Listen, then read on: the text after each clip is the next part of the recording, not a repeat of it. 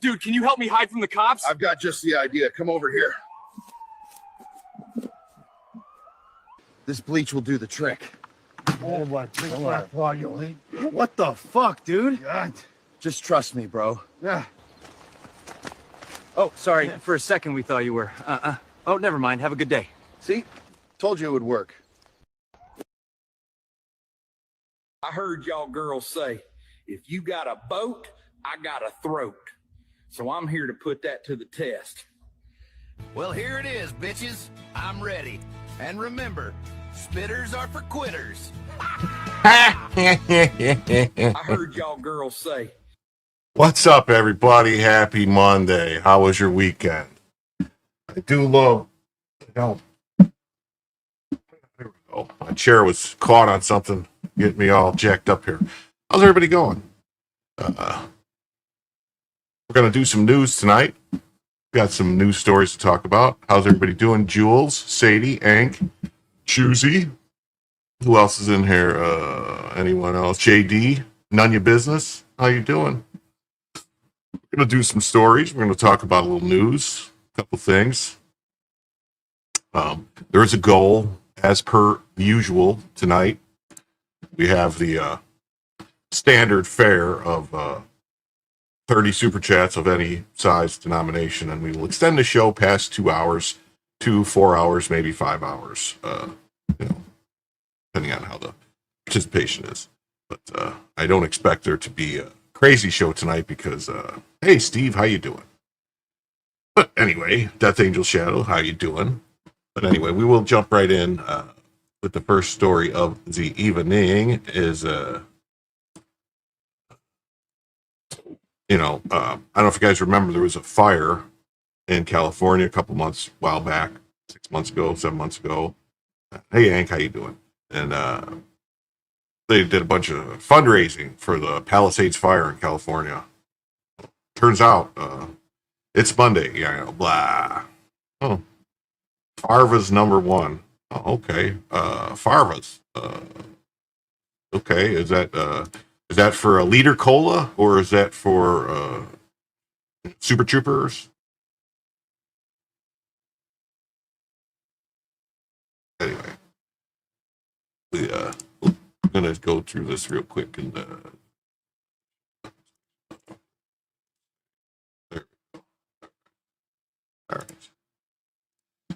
Here we go. Here we go. So $100 million that was supposed to go to fire victims has disappeared. Hello, Jules. Hello, Unhyphenated. Hello, Life is Indifferent. Super Troopers is an all-time favorite movie ever. Oh, well, okay. Well, we won't do the repeater. Okay, settle down, meow. Fire victims didn't get a penny. It went to a ton of nonprofits to pay out big salaries. Disgusting? Yes. Where's Ron Bonta filing another frivolous lawsuit against Trump? Here we go. Let's see what this is. Let's see.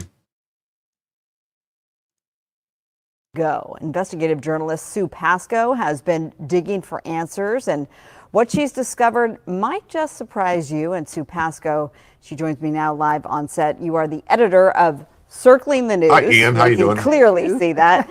Thanks for the work that you're doing. So this is personal and professional for you because you lost your home in the Palisades fire. But that's not necessarily how this story landed in your lap. How did this all come to be? A reader sent me a little note and said, I've never seen any fire aid money. How do I apply for fire aid money? Mm-hmm. And I thought, well, I've never thought about that. There's 12,000 people, basically 12,000 homes gone. Those people probably want to know where the money is. This will be an easy task to find out. Mm-hmm. So I contacted the Annenberg. They never responded. And the Annenberg is Foundation, because they are overseeing the wildfire funds, yes. So I emailed them several times, they never responded. I called them several times, they never responded. And finally, it was like almost 2 weeks later, a woman got back to me and she said, oh, I'm sorry for the delay. The person you need to speak to is Chris Wallace. He's the media spokesperson for wildfire funds. So I contacted Chris and I said, victims want to know when they can get their money. Seems like a very simple question. Mm-hmm. He said, basically, they don't. All this money are going to nonprofits, and then nonprofits will take care of making sure the money's distributed. So I looked at initially they gave $50 million to about 120 nonprofits. And I looked at these nonprofits, and one of them said, yeah, where did the other 50 million go though? Because they raised 100 million in that concert, and so 50 million just went poof, and the other 50 million just got passed out to a whole bunch of different nonprofits. So, oh yeah, Blazing Saddles is a great movie. Yes, Steve, and the Naked Gun movies were great, and not USAID. No, this is more direct graft. Just people all have their hands out and they take them. And J.H. Swalback, how are you doing tonight? Nice to see you. But yeah, we're gonna get into this. We got a whole bunch of a whole hell of a stuff to look at on this topic, and this was just kind of an icebreaker here. And then we got this. It says the Annenberg Foundation head said they took in $800 million for LA wildfire recovery. So it's not just $100 million from the fire aid concerts, because they had the concert that raised $100 million, you see. Most of the money has gone to local nonprofits, not fire victims. Where is all the money? It's not going to the people of the Palisades, Malibu, or Altadena. They joined for a powerful discussion on philanthropic sectors. They can work together to build a stronger in our beloved LA region. A stark reminder how urgent we all need to invest in resilience, recovery, and community. So what they're going to do with the money is the people's houses, they ain't going to get their houses. They're going to end up buying the land, and they're going to end up screwing the people over and building, like community housing or something crazy like that. They've already mobilized over $800 million, and not a single person who lost a house has got a penny. And $800 million is gone where? Yeah, there's nothing, that's right, none of your business. There is nothing more profitable than a nonprofit.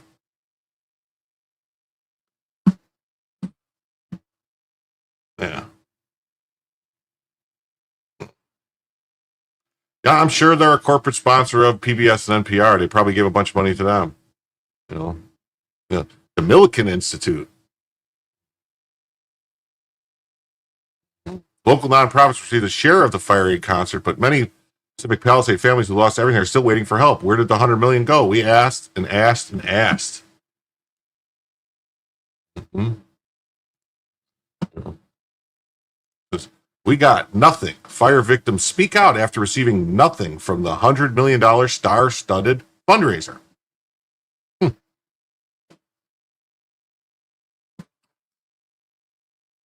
It's kind of makes you wonder, doesn't it? You know, fire aid. We got nothing. Liberal may make a lot of noise, pat yourself on the back, make yourself feel like a good person, but accomplish absolutely nothing. Yeah. Yeah. You would think there'd be a federal investigation, right? You would think. You'd think there would be something, you know. But more than likely, there's really nothing. It's probably they just charities. Honestly, people, if you don't know, charities are the biggest scams in the world. Like less than 10% of most money that goes to a charity, most charities actually goes to the people that need it. It's horrible, really horrible. So, we got nothing. Fire victims speak out after receiving nothing from a $100 million star-studded fundraiser. Yeah, see, here's the fire aid. You know, they did this whole thing. Questions are swirling around the nearly $100 million raised by the star-packed fire aid benefit concert earlier this year. But, just remember, though, that this is just one piece of the money. That foundation, and whatever it was, whatever it was called, the Anna...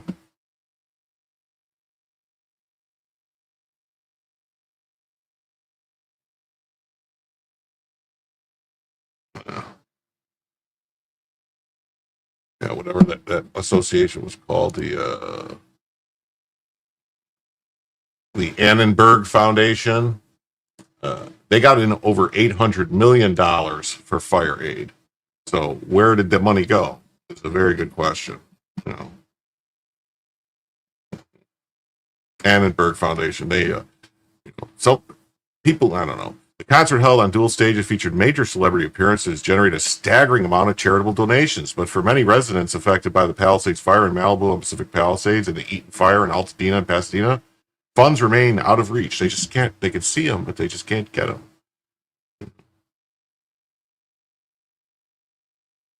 Two separate investigations by local news outlets have painted different, though not necessarily conflicting, pictures on how the fire aid money is being used, notes Breitbart. One report conducted by ABC affiliate KABC7 found that donations were being channeled towards legitimate organizations providing post-fire assistance. According to the outlet, when the first wave of fire aid funds was distributed in February, approximately 120 organizations shared $50 million. KAB7 on your side contacted each of those organizations and heard back from more than about 50 how the donations were allocated. For example, the Pasadena Humane Society raised $250,000. So they got $250,000 for dogs and cats and stuff, which is good. Shelter and treat pets and animals displaced by the fire. Sure.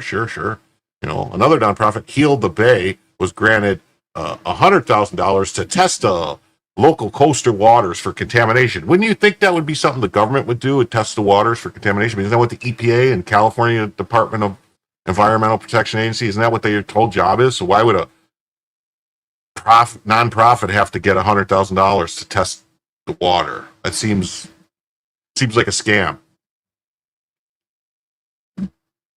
In contrast, another investigation highlighted by a local Fox affiliate, KTTV, and conducted by Circling the News, revealed a different concern, that few individual victims had actually seen any relief funds. Yeah, by few they mean zero. The benefit concert might be one of the biggest scams in disaster fundraising history, an independent journalist James Lee said on X. Thanks to Lee and Sue Pasco, an investigative journalist for Circling the News, we now know that fire aid funds have not gone directly to residents, but instead to nonprofits selected by a charity based on the other side of the country. As Pasco reports, the Annenberg Foundation was tasked with managing the fire aid funds. Pasco emailed the organization asking how much of the funds were spent specifically for the Palisades and which nonprofits in that community receiving the money, but Pasco didn't get a reply, and no one answered when she called several of the company's extensions. However, when Pasco spoke to Wallace, she was shocked to learn that the fire aid proceeds would not go to residents affected by the fires. Instead, the money will be distributed to nonprofits affiliated with the Annenberg Foundation.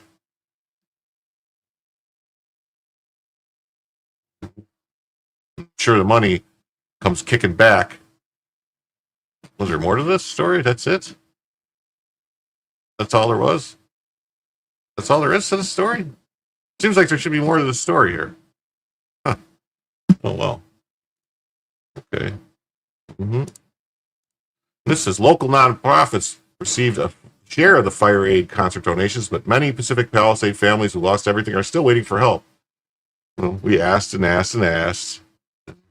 All these people, they got all gave all this money, and that money should go to putting underground power lines in or something to benefit the victims. You were wondering, or I mean, that according to that company, it says they got almost 800 million, so that's almost $1 billion. I mean,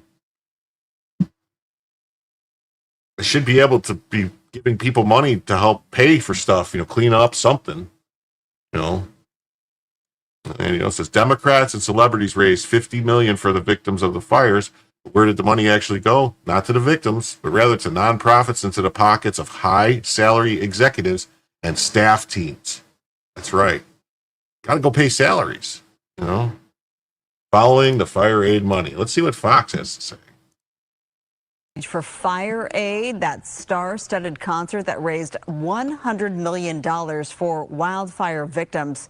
But where did all that money go? Investigative journalist Sue Pascoe has been digging for answers, and what she's discovered might just surprise you. And Sue Pascoe, she joins me now live on set. You are the editor of Circling the News. Yes, we can clearly see that.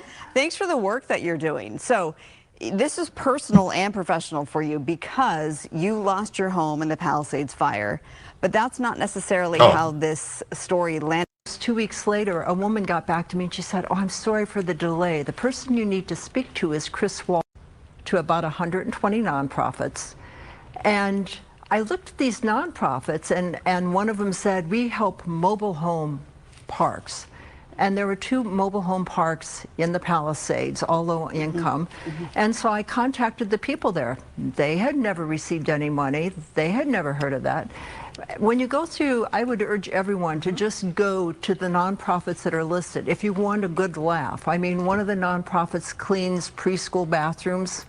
Well, after the fire, who knows? Maybe there is a preschool bathroom that needs cleaning. Yeah. In other words, a lot of these nonprofits are ancillary, if you will. That's a nice way of saying it.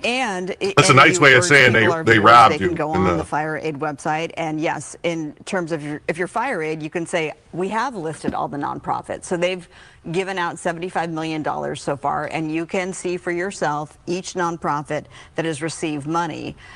The vetting process, though, that's an interesting angle to this story as well, because there's still another round of funding that will be given out. If you're a nonprofit, you would just have to fill out a simple, very simple questionnaire. 6 questions.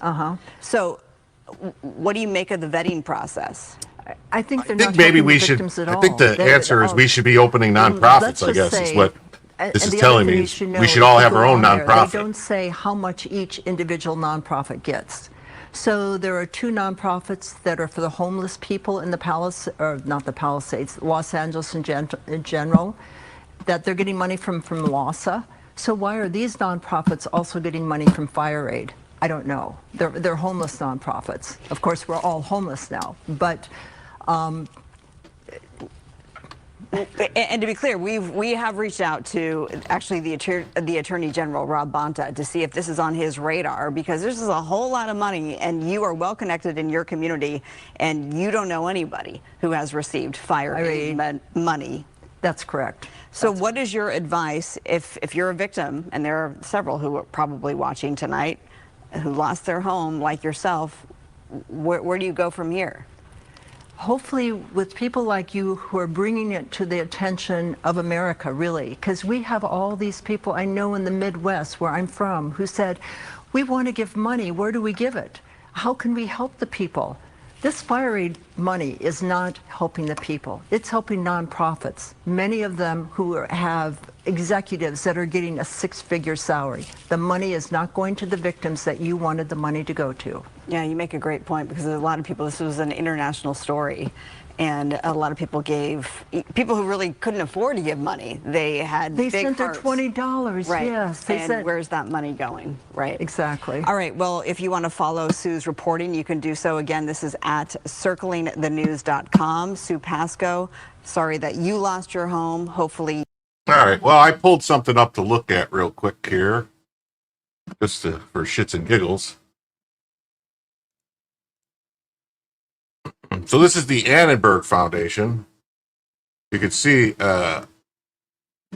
it's a tax exempt. It's in Pennsylvania, so you know they used a organization in Pennsylvania, you know, to yeah. You know, so they bring it in 2023. They brought in 132 million in revenue, and they spent and they had 254 million in expenses.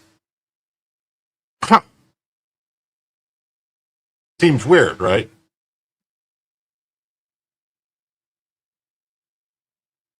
You know, and their assets are 1.46 billion in 2023, and their liabilities were 44 million.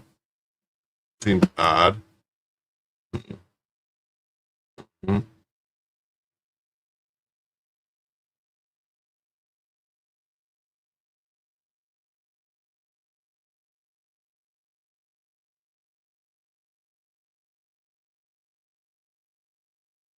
So according to this, they're notable expensive. Their disbursements, so they only give away about 33% to charitable disbursements, it says right here. And it says their compensation to officers is very low. But where's the rest of the money going? It doesn't explain where the rest of the money's going. You know what I mean? If they gave 84 million out to charity, but where's the other, you know what I mean? Where is the other,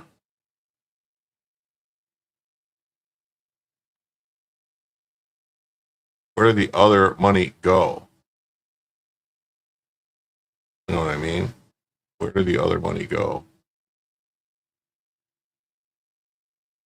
You're talking about 150 million, 160 million.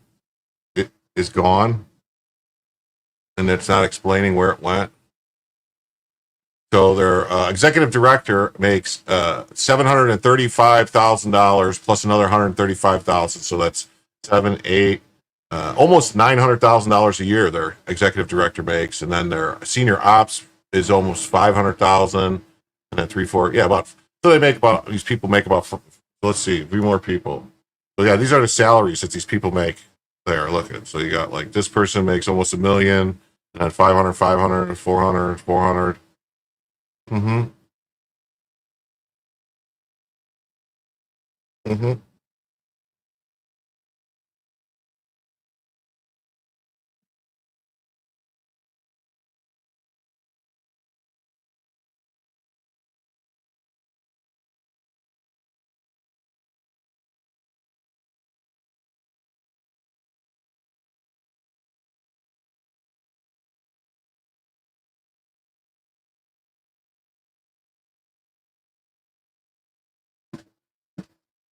Hmm. Well, something's going on. Something doesn't look right. Mm-hmm.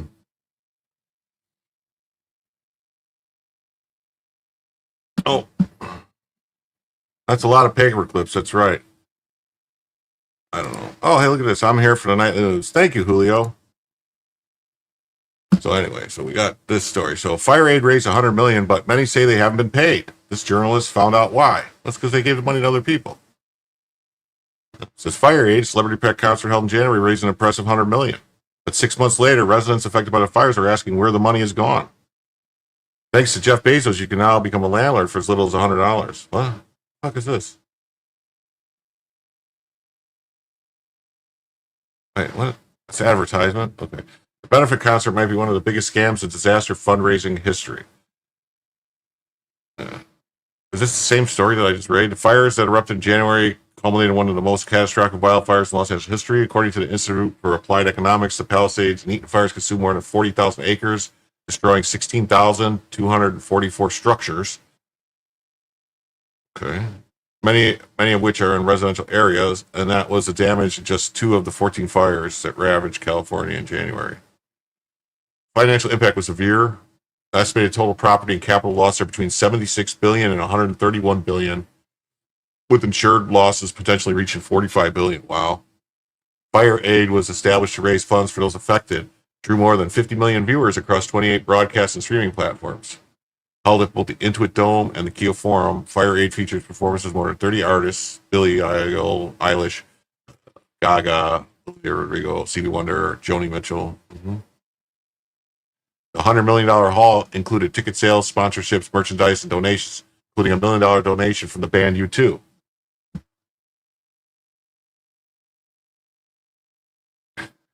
Pasco lost her home, said she received a query from a concerned reader that got this investigation started.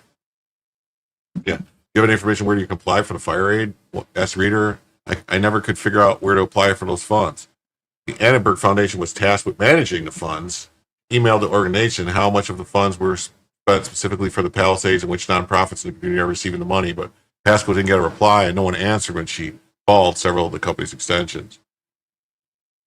Yeah, I mean, I don't know. I mean, at some point, there might be some kind of fraud going on here. If the donation, if they said it was going to go to, I mean, I don't know. They probably had some weaselly words to get around it, like, going to help alleviate some of the suffering for the fires, instead of saying it was actually going to go to.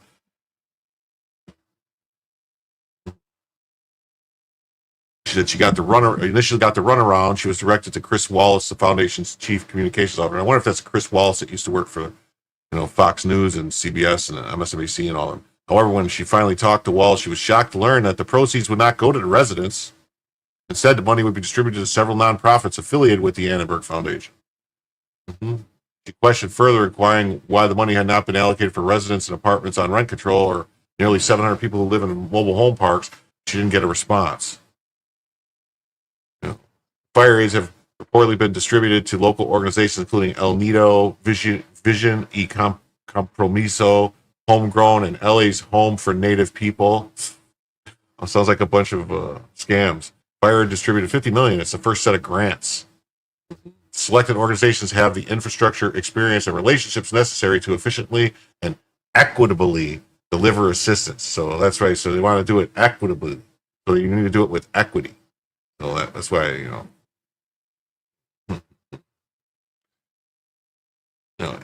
each of the organizations have received $100,000 or more. Despite these reported distributions, many residents who lost their homes reported they've received nothing and are unable to find out information on how to apply for assistance. Lee, who has over 138,000 followers on X, posted in May saying he's followed the money, which apparently led to what he called a shadowy nonprofit called the Annenberg Foundation. The foundation is a Pennsylvania-based nonprofit that has a rather small charitable footprint. According to Lee, the foundation allocates just 33% of its annual expenses towards charity. Hi, Sunshine. How you doing? Yeah, I think Fox fired Wallace, and then he went to CNN or something, and now I don't. Maybe this is where he works now. Who knows? The rest reportedly goes to administrative costs, which include executive pay. For example, the executive director earns nearly 7 figures per year in both salary and bonuses. How to donate knowing where the money goes. While Fire Aid's goal was rather clear, a lack of transparency has left many wondering why individual aid wasn't considered and exactly how these millions of dollars are being distributed. The Fire Aid money is not helping the people, Pasco told Fox 11. It's helping nonprofits, many of which have executives who are getting 6-figure salary. Yeah, because each nonprofit also has an executive that has to peel off, so that's what they do. And then they give it to someone else, and then they give it to someone else until eventually there's nothing left because they just, we gave it to these people, who gave it to these people, who gave it to these people, and everybody takes their cut off the top. That's it. It's critical to be vigilant when you donate your money, and here's what you can do to ensure your donations get to those in need. Check the ratings site on Charity Navigator or Charity Watch. Research overhead ratio and aim for organizations where at least 70% of annual expenses goes to actual services. It should be like 90%. Really should. I mean, verify transparency by looking for charities that reveal financial reporting and specific plans for fund use.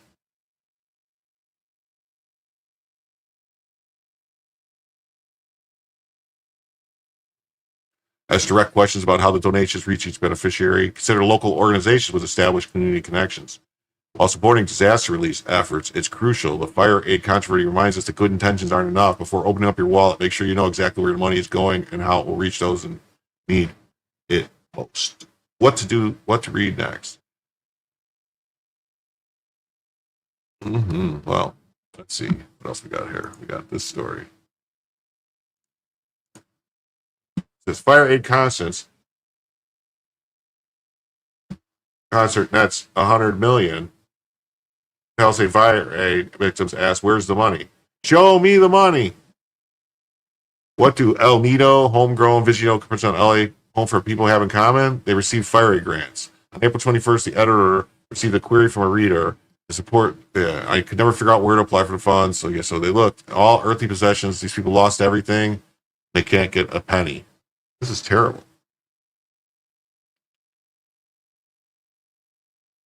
The Annenberg Foundation was fast with administrative funds. Okay. How much of the funds were sent to the Palisades? None. I sent several subsequent emails, still no reply. The person answering the phone tried several extensions, but no one answered. She took down my information and someone called back. No one did. So the editor called again, same drill. Information was supposed to get taken down, no one called. Phone and email. And on April 30th, they received an email from Barbara Chen, Annenberg Foundation media strategist. Oh, Barbara Chen, what do you know? Chinese name.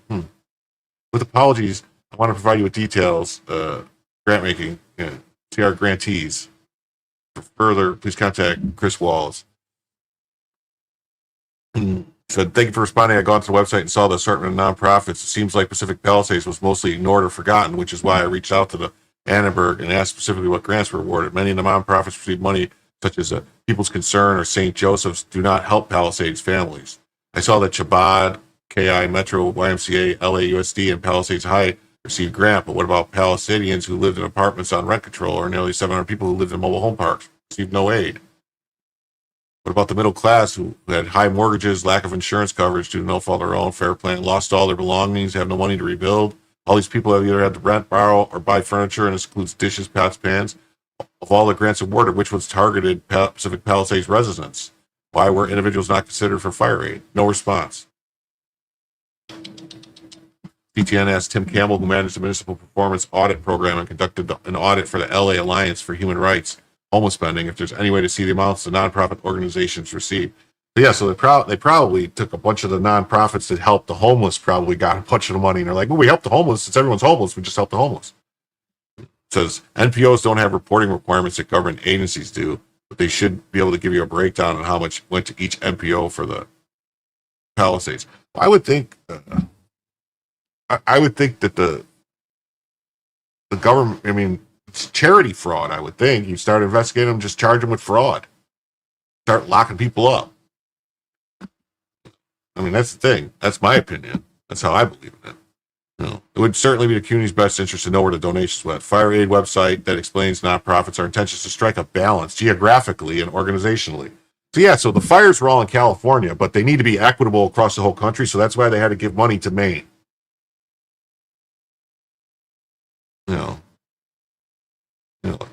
Our intention is to strike a balance, assisting both large funds and an organization with long-standing experience navigating moment of crisis and community groups and keep deep knowledge of impact in the neighborhood. The site noted that community nonprofits could apply for grants ranging from $10,000 to $50,000. There are 10 categories listed. El Nido continues to build healthy families by providing community-based social services in some of the most underserved communities in Los Angeles, including Pecomina, surrounding South Los Angeles, Compton, and Antelope Valley. So they're helping people whose houses didn't actually burn down in the fires. That's great. Yeah. Probably helping a bunch of illegal immigrants. So probably all a bunch of this money probably went to all those people protesting the ICE raids. Based in downtown, works to make sure children are in our most vulnerable community have access to high quality, affordable childcare services. Wow.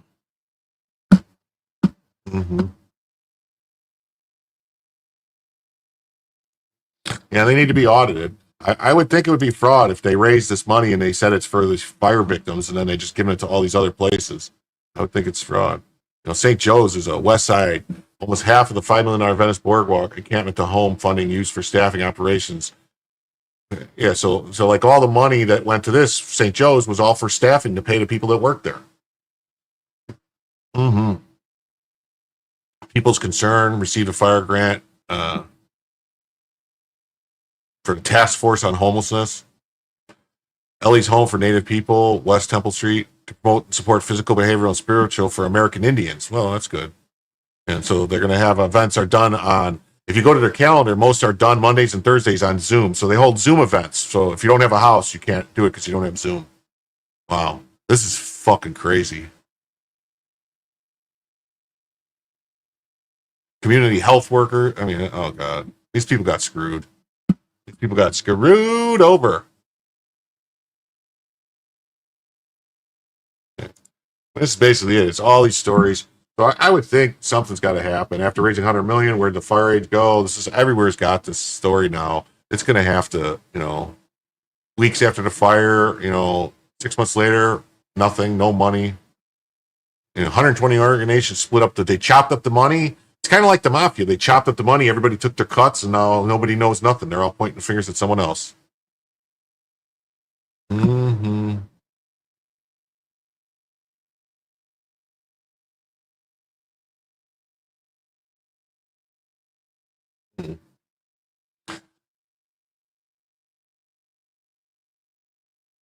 Yeah, and this guy says, I think a lot of people think there's no more resources at all and that everything's dry and there's no more help. And I'm here to say that's not true. Not only is Door of Hope helping towns with rent, it's also paying for equipment so he can restart his music teaching business. So this guy's getting a piano and stuff from this whatever services. This neighborhood received $1.5 million to help fire victims get interim housing and financial counseling.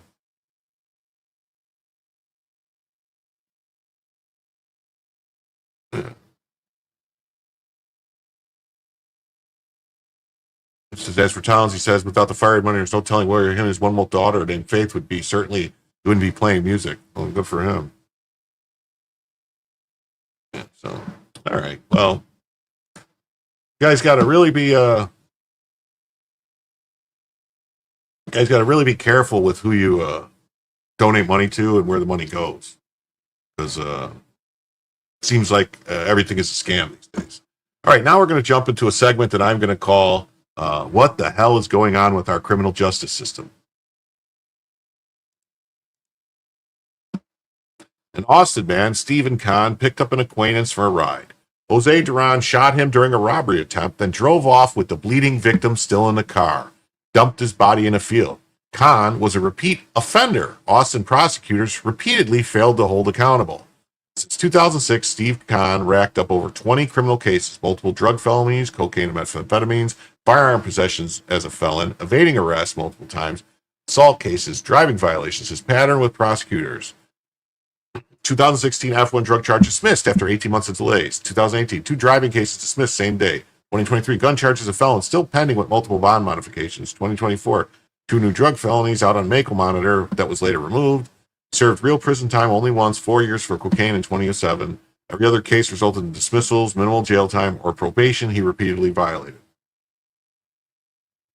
Now, Jose Duran faces capital murder charges, but Khan's own criminal history shows how Austin's revolving door justice system failed both offenders and victims, ultimately contributing to a cycle that ended in tragedy for everyone.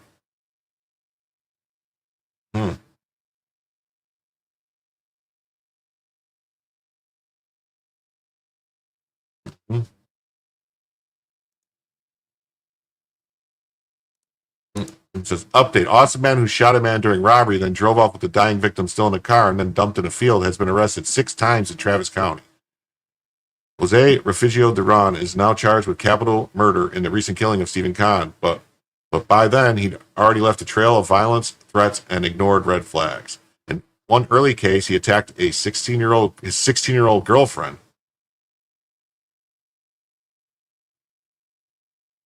Okay. He was arrested for criminal mischief, family violence. By the time Kahn was murdered, Duran had been arrested for 2 aggravated assaults with deadly weapons, both rejected by prosecutors, burglary of a habitation, tampering with evidence. Prosecutors dropped it after dragging the case out for a year, evading arrest, family violence, assault, terroristic threats, and unlawful carrying of a weapon. One case from 2021, Duran was caught with a gun and charged with unlawful carry. In another, he was accused of making terroristic threats. In all cases, no trial, no prison, just bonds. at least 6 of his cases were dismissed. He forfeited bond multiple times, yet judges kept reinstating his release, often on personal bond, even for firearm related offenses. When police finally caught up with him after the murder, they found he tried to rob Khan inside a Ford Bronco after shooting him. Duran slid into the driver's seat and drove away with the victim bleeding out next to him. The Bronco was later found abandoned, covered in blood. Khan's body was found in a field 2 days later. Duran was out on multiple active bonds when this happened for burglary, family violence, and more. Prosecutors saw the pattern.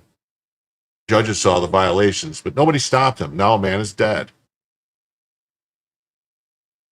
I don't know. That neck tattoo tells me he's trouble.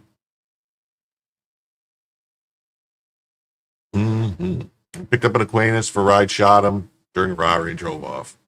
Oh, yeah. Every judge that released him should be brought up on charges. It's the same story. Unlimited leniency for criminals while innocents suffer. Not only do we need to see these thugs raw, we need to see those who free them behind bars. This needs to be thoroughly investigated. A complete breakdown of the rule of law and judicial system. City of Austin prosecutors need to be investigated. Yeah. Okay. We're still on the same. We got quite a few stories that are on the same topics of what the hell's going on with our criminal justice system. And then we got this one here. It goes, free Palestine arsonist accused of torching 11 NYPD cars. Jackie Lodson McCrae arrested after a month-long manhunt. Lodson McCrae reportedly caused at least $800,000 in damage and already had multiple protest-related arrests during the Columbia University protest last September, including vandalizing a statue.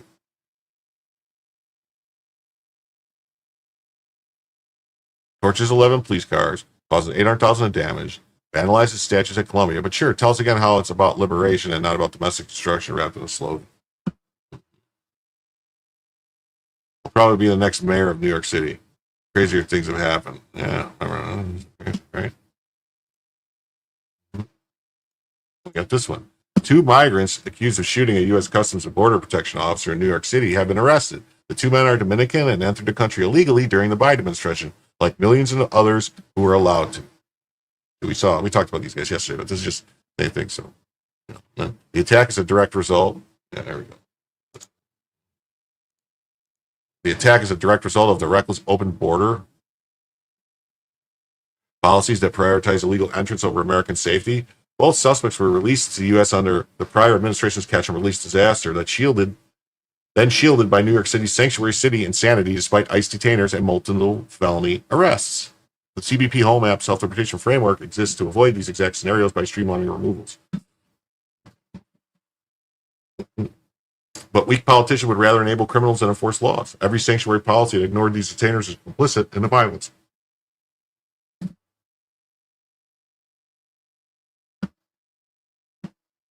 Who, me? I look like I've been drinking whiskey with gunpowder mixed in? Really? I haven't. DHS must flood sanctuary zones with deportation squads. Resort order.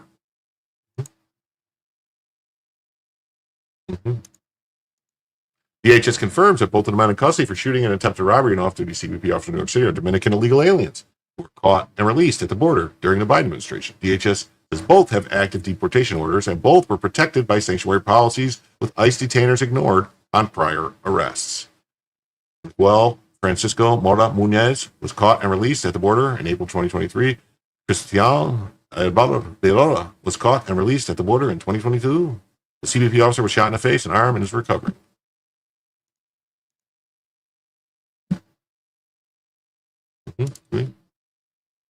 Breaking, suspect in the shooting, Dominican illegal released by Biden.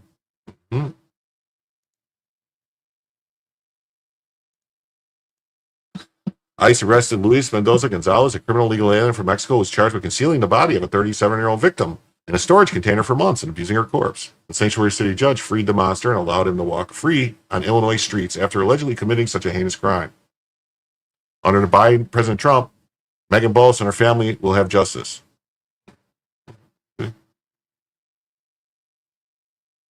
Sanctuary cities are a deadly joke. Illinois Judge Randy Bruin's reckless release of Jose Luis Mendoza Gonzalez under the Safety Act proves these policies prioritize criminals over victims.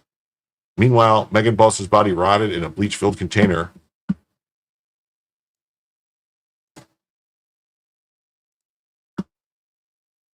Bureaucrats enabled her alleged killer to walk free until ICE stepped in.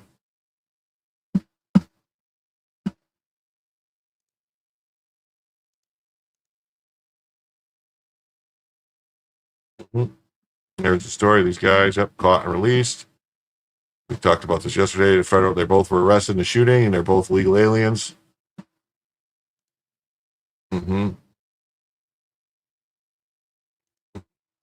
Here's a story. ICE arrests a legal immigrant who judge released after he decapitated an Illinois woman. Crazy, right?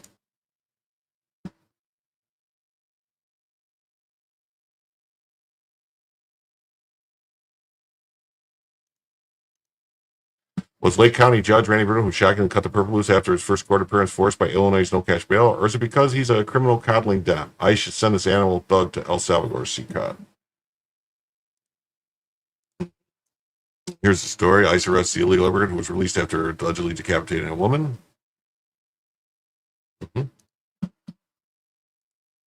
Immigration law enforcement officer in Chicago arrested a Mexican illegal alien who was released by a judge following the accusation he decapitated a missing Illinois woman and stored her body in a container with bleach. So this shit just keeps happening over and over again. These stories, you know. So something has to change. It really does. We need to put pressure on our politicians to clamp down. We need to make sure that there's no amnesty, that there's no nothing. Every illegal has to go. It's the only way to solve this. Once they're all gone, then we can let the ones in that we vet and make sure that they're not criminals. All right, on to the next story. ABC News says there's a little question that Trump is fulfilling a campaign promise. In a matter of months, migrant crossings have hit record lows. So even ABC News says Trump keeps his word and is keeping his promises. Even ABC has to admit that Trump is a man of his word. You will hit the border with Mexico, where there is little question that Trump is fulfilling a campaign promise. All illegal entry will immediately be halted. In a matter of months, migrant crossings have hit record lows. Apprehensions at the southern border dropped to 6,072 in the month of June, a massive reduction from the 83,532 apprehensions recorded in June of last year. Over 25 miles of concertina wire our U.S. Marines put up for us. Acting Patrol Chief Jeffrey Stallnacher tells us the San Diego sector has seen a significant drop in illegal entries. Wait. And what that has done, Did she say this guy's name is Skullknocker? Guy's name is Skullknocker. No wonder nobody's getting in. His name is Skullknocker. allowed us to get our agents back on the border to do their traditional work. In addition to that, we have maximized consequences. It can be an immigration consequence or a consequence because of a criminal history, something that they've done in the past. So in other words, if they come across, you find out they have criminal history, they go to jail and probably be kicked out later. Or if they don't, they're just immediately so criminal history and immigration. Okay, yes. Criminal history and immigration. Right. The numbers don't lie. Under strong leadership, illegal crossing have plummeted to historic lows with just 6,070 encounters in June. I want those to be zero, though. I really do. Yeah, it must really piss Martha Raddatz off, right? And zero releases into the interior. Compare that to Biden's peak of 10,000 plus daily crossings and mass catch and release chaos. Difference, aggressive enforcement. Remain in Mexico, Title 42-like expulsions, and unapologetic deportation protocols. Border Czar Tom Homan's streamlined operations and wall construction crushed cartel routes, while tech-driven surveillance exposed smuggling networks. The One Big Beautiful Bill will lock in these gains by funding the wall's completion and 1 million annual deportations. We need 1 million. We need 5 million annual deportations is what we need. We need a lot. We need, we need 5 million for 10 years. 5 million a year for 10 years. And that would get us 50 million out of the country. And then we would get that would be like half the population gone. Maybe a bunch more would leave on their own. Who knows? When you enforce the law without weakness, borders get secured. No root causes nonsense, just results. Just the facts, man. All right. Next story is about Obama and Clinton texts have been released. Boom, boom, boom, boom, boom, boom, boom, boom, ba da da da, boom, boom, ba da.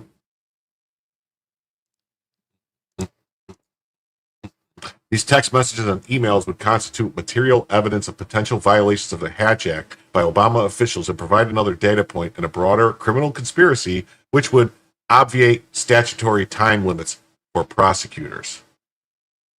See? Because it has to do when the crime is discovered.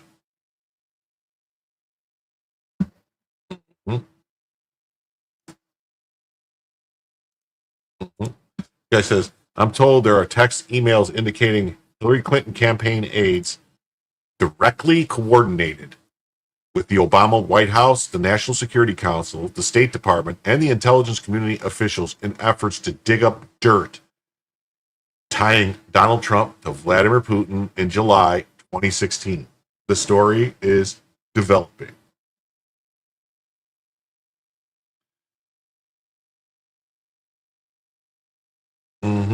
This is an email that Hillary Clinton sent to Donna Brazil in October 17, 2016. If that effing bastard wins, we're all going to hang from nooses. You better fix this shit. Wow. That's crazy. Did that really happen? Huh. The Mueller probe cost taxpayers $32 million per DOJ. Trump's first impeachment cost $11.5 million. The second $1.9. Broader costs from election fraud claims. Oh, wow, man. Oh, man. Oof. Oof, oof, oof. We need reparations for that shit.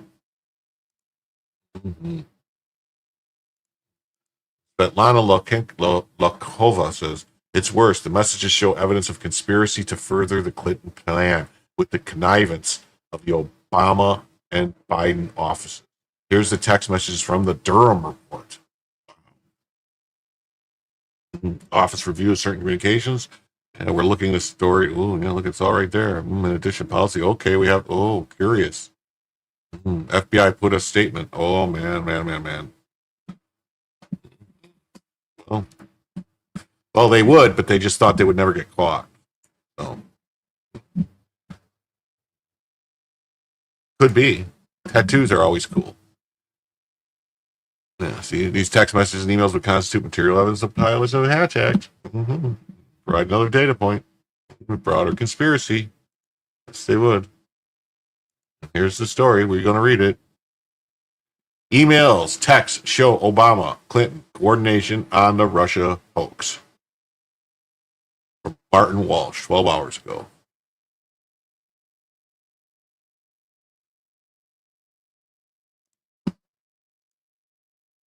New disclosures from the government's Crossfire Hurricane investigation into the 2016 election, otherwise known as alleged Trump-Russia collusion, have revealed a stunning admission from top Obama-era officials. Newly declassified memo released Friday by the Director of Intelligence, Tulsi Gabbard, shows that the U.S. intelligence officials concluded Russia did not play a significant role in Trump's victory over Hillary Clinton. Everyone knew that wasn't retarded.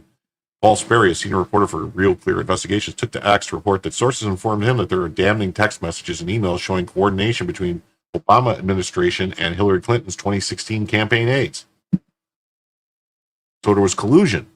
So there was Obama collusion. So it should have been the Obama collusion hoax, narrative, whatever. Developing, I'm told there are texts and emails indicating Hillary Clinton campaign aides directly coordinated with the Obama White House, the NSC. Yeah, we were trying to dig up dirt on. Yep. Developing. Perry wrote on X. The document released by Gabbard are the clearest proof yet that officials within the Obama administration had serious doubts about Russian interference, even as they proceeded with the investigation. The memo dated 2016 told then Barack Obama president directly that Russia and criminal actors did not impact the recent U.S. elections by conducting cyber activities against election infrastructure.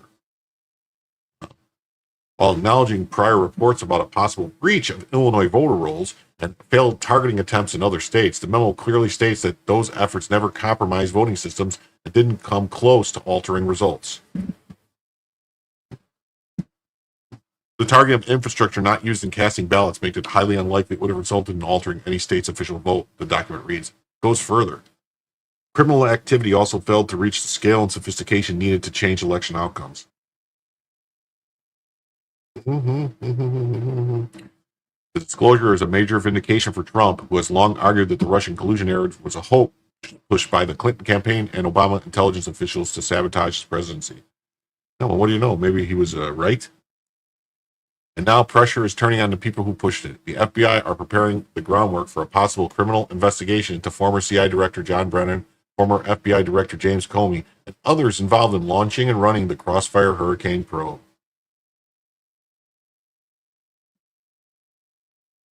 According to a release from the current CIA Director, John Ratcliffe, career intelligence officials say Brennan deliberately kept parts of the investigation secret from other agencies and aggressively pushed to include the now debunked Steele dossier.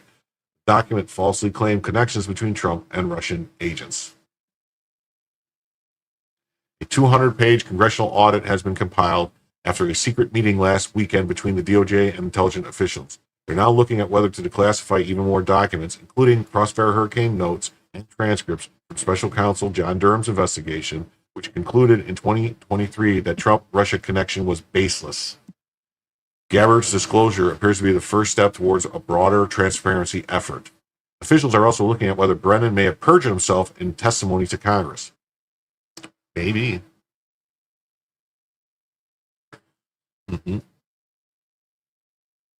When he denied using the Steele dossier in intelligence community's final assessment. Although the statute of limitations on perjury may have expired, officials believe he could still be faced charges for conspiracy to commit perjury. Obama ordered the ICA to set Trump up and knock him off balance before he could even get started, one senior official said. This was an influence operation far more consequential than anything Putin cooked up. Obama and Hillary schemed the op, and the CIA and FBI ran it. Wow. So the CIA and FBI ran an op on a president. Almost like exactly what happened in Watergate. Comey is also under renewed scrutiny. He recently stirred controversy after posting a cryptic message to social media that many saw as a dangerous suggestive. It wasn't very cryptic. It was blatant. According to sources, he was visited by Secret Service earlier this year. Oh.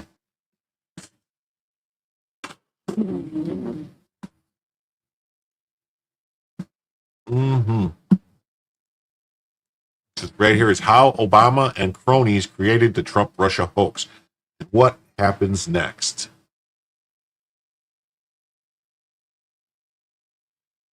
The Russia hoax was so spot on, and I read it from 26, just to preface a lot. One of the best books I ever bought. Yeah, good. Arrest Obama. Bottom line, it was all a cover-up to protect Hillary and her ilk.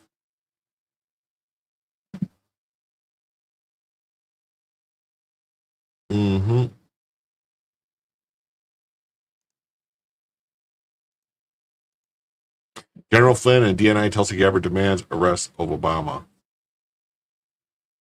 Brennan, Comey, and the deep state cabal over the coup against Trump and the U.S. government. This is huge. Trump intelligence chief has evidence that proves Obama and his administration of treasonous conspiracy coup for alleging Russian interference to overthrow Trump and the United States government itself. And that's basically what they did. The reason you haven't seen or heard from DNI Tulsi is because she and others have been working on this grand conspiracy case that will literally bring the whole house of cards down. This ties it all together. It's all going to happen. Trust the plan. The amount and type of evidence that was released is the nail in the coffin for Obama and his administration, as others and Tulsi herself call for Obama to be prosecuted for treason. The Trump administration has it all. They have everything. The deep state has nowhere to go but to prison. Accountability and consequence for treason must be upheld to the fullest extent of the law. This must be done to regain the trust of the people and fix this country.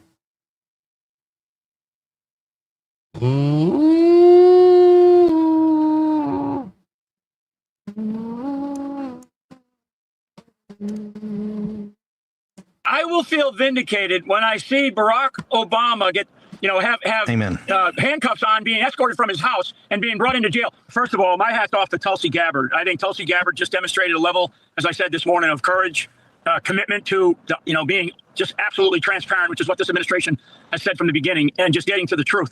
This very important meeting, it looks like, on December 8th is really the piece of data that I think has now been exposed to really allow everybody to connect the dots. As I said early this morning on my X post, basically, I laid back out the plan, which was 8 years of Obama, 8 years of Hillary, and Steve, you and I wouldn't be having this conversation.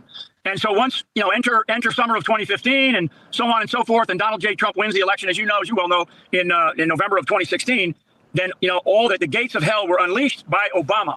And that's what we now know. Now, he it's not just Obama. Of course, it goes back to the summer of 2016. And actually, what we're learning from this is actually goes back to late 2015, probably December 2015 timeframe. So what I want people to know from this.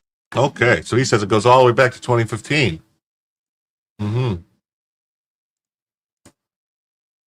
Mike Davis says it's time to put in prison these wretched Obama, Biden, and Hillary hacks. Conspiracy against rights. 18 U.S. Code 241. Nobody's above the law. Here is Samantha Power spying on the Trump administration through unmasking of President Trump's NSA General Flynn. Oh, see right here. Here it goes. Ambassador to requests. Yeah.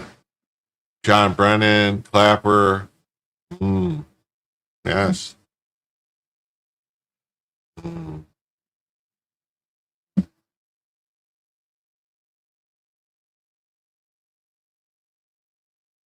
Hail, Reverend Self-Destruct. Nice to see you here. Obama is in the sights.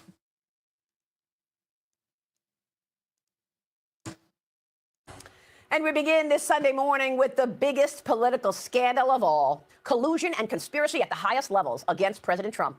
Now, Director of National Intelligence Tulsi Gabbard revealing what this audience has known all along: a cabal of high-ranking officials led by then-President Barack Obama, CIA Director John Brennan, and Hillary Clinton, among others, took the world on a wild goose chase to try and take down their political enemy, Donald Trump, no matter the casualties along the way.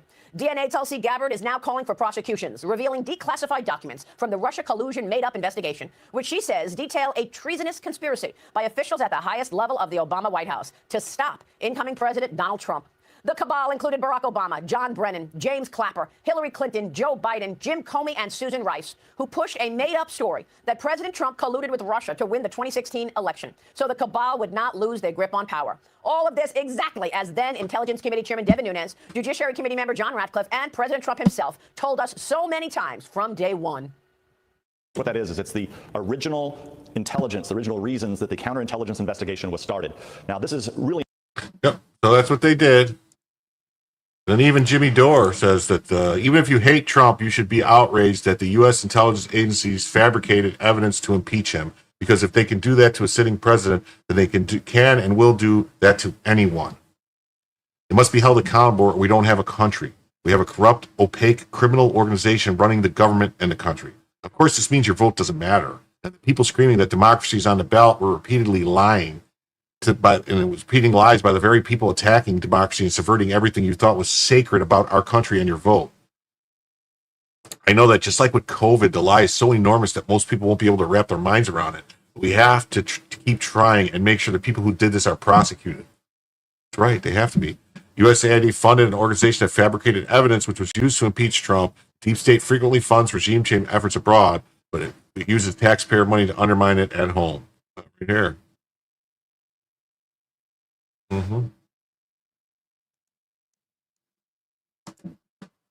Mr. Schellenberger, can you explain how you traced USAID funding that served as the basis for whistleblower report in 2019, which led to the impeachment of President Trump? Sure. Well, you may remember that the so-called whistleblowers in the White House was actually a CIA analyst. And in that whistleblower's complaint, which led to the impeachment, one of the central pieces of evidence was created by a USAID-funded and controlled organization called the OCCRP. And we have another piece out today about how it participated in the Russiagate hoax as well, creating essentially very important information leading to that. So I mean, you have in USAID a much larger fund of money and a much broader strategy for information control that included censorship, but also, as I mentioned, taking control of investigative journalism really worldwide. I mean, its ambitions were amazing. So yeah, I mean, that's an agency. When we saw that get shut down by DOJ, I thought that was completely appropriate. If there's something in there that it was doing that's valuable, then you could refund it later. But my view, same thing with CISA, death penalty for organizations that participated in violations of the First Amendment like CISA. Cybersecurity is an extremely important function. It shouldn't be contaminated and undermined by censorship activities. Well, I think it's always been known that our government has funded the change in administrations, if we can say it politely, of other governments. But isn't it borderline treason when the taxpayer when organizations entrusted with protecting our country are now undermining our own government? Absolutely. I mean, if you're trying to do regime change, illegal, if you're weaponizing DHS, FBI, CISA, that's treasonous regime change activities. Treasonous regime change that we developed abroad for regime change directed against the American people and our representatives. I mean, it's shocking, and we still haven't dealt with it as a country. Mr. Chairman, I see my time has expired. I'd like to introduce. Wow, so they're saying it's treason. Tulsi's saying it's treason. George Papadopoulos says, if you think the December 2016 meeting that was declassified is bad, just wait until the following is declassified. Let's see what this is here. This is a, 2016 Russia collusion hoax by asking foreign intelligence agencies to illegally spy on the Trump campaign? Lucas Tomlinson in Washington with more. Lucas. Good early morning, Carly and Todd. This report from Substack citing multiple unnamed sources claims the U.S. intelligence community asked foreign spy agencies to help spy on more than 24 associates of Donald Trump in the run-up to the 2016 election. It reads in part, quote, President Barack Obama's CIA director, John Brennan, had identified 26 Trump associates for the Five Eyes to target. A source confirmed that the IC had identified them as people to bump or make contact with or manipulate. They were targets of our own IC and law enforcement, targets for collection and misinformation. Now, the Five Eyes nations are the U.S., UK, Canada, Australia, and New Zealand. Here's one of the reporters, Michael Schellenberger, who spoke to Jesse Waters last night.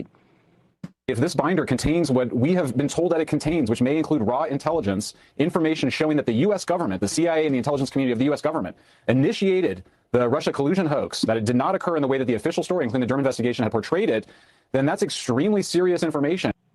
The report was released at the same time House conservatives are preparing a bill that would reauthorize Section 702 of the Foreign Intelligence Surveillance Act that allows the government to collect communications from foreigners abroad. And today, the House Rules Committee is set to meet over that FISA reform bill, guys. Nah, don't reenact that. That's what I would do. So here we go. So here's from Greg Jarrett. How Obama and his cronies created the Trump-Russia hoax and what happens next. Obama and his national security team manufactured and politicized phony intelligence to help frame Donald Trump.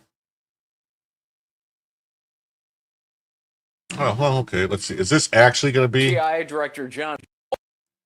It all begins with Hillary Clinton. Summer of 2016, the CIA Director John Brennan discovers that Hillary has approved this plan to falsely smear Trump for colluding with Russia and helped finance the bogus dossier.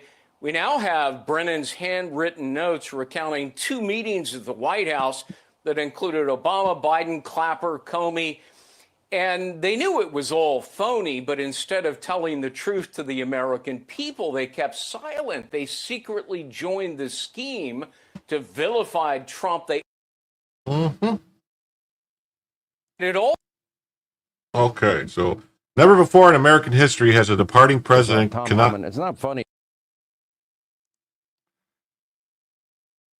connived to sabotage and destroy the man who replaced him. Newly revealed documents show that the 2016 then President Barack Obama and his national security team manufactured and politicized phony intelligence to help frame Donald Trump as a Russian asset when they knew it was not true.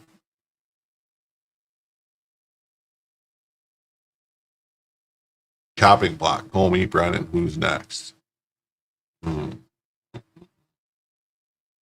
Director of National Intelligence Tulsi Gabbard, who unearthed and released the declassified documents on Friday, described it as an egregious abuse of power that amounts to a treasonous conspiracy. Treason is a strong term with an exceedingly high legal standard. So too is seditious conspiracy. The use of violence or force is often a central element for both. Hey, Elemental, good J, MJ, what's up, buddy? How you doing? Closer to the mark are other serious crimes. They include conspiracy to defraud the government and deprivation of rights under color of law, that is, using knowingly false or fabricated evidence to support a case against Trump and to obstruct or impair lawful government functions such as an election.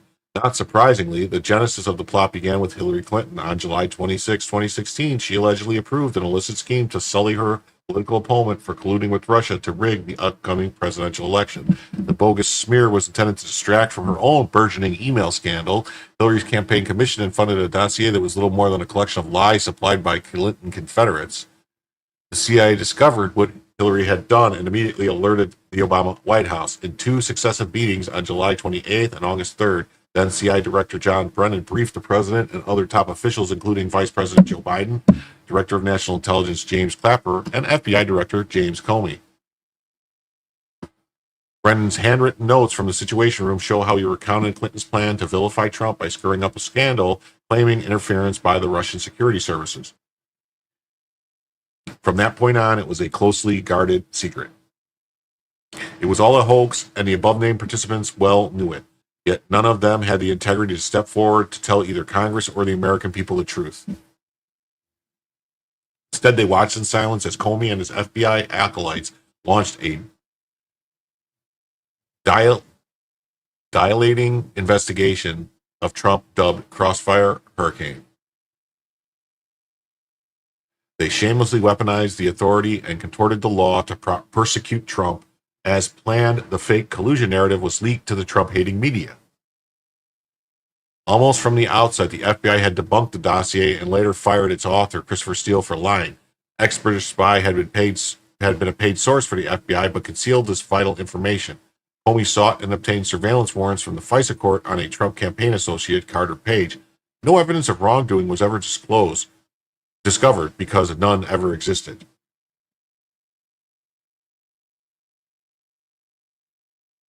Dilating investigation? Yeah, I don't know. Delating? I don't know what that means exactly. When a Russia hoax failed to prevent Trump from winning, the same malevolent adversaries doubled down on the Clinton-inspired scheme.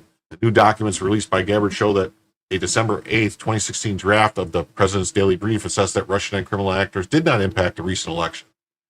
But that conclusion, compiled by two intelligence agencies, did not conform to the Trump collusion narrative. Comey and others apparently scuttled the PDB and concocted an alternative plan.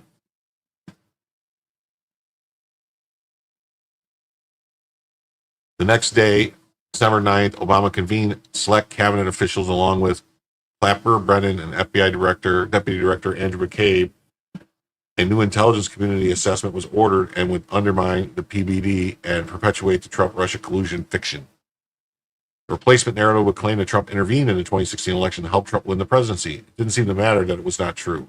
Brennan and Comey ensured that the discredited dossier was incorporated into the ICA, which was rushed to completion before the new president took office. Why the urgency? So that Comey could use it to entrap Trump into a false confession before his inauguration. On January 6, 2017, the FBI director traveled to Trump Tower armed with the ICA that deceptively alleged Russian interference in the campaign and also confronted the president-elect with salacious accusations in the dossier that the Bureau knew were untrue. Comey's unscrupulous gambit failed when Trump vigorously denied the allegations as utterly preposterous, which they were. None of that deterred Comey and his minions at the FBI. They escalated their investigation of Trump and propagated the collusion lie. Clapper leaked the dossier to CNN as reporters and pundits spent the next year happily convicting the new president in the court of public opinion without a shred of plausible evidence.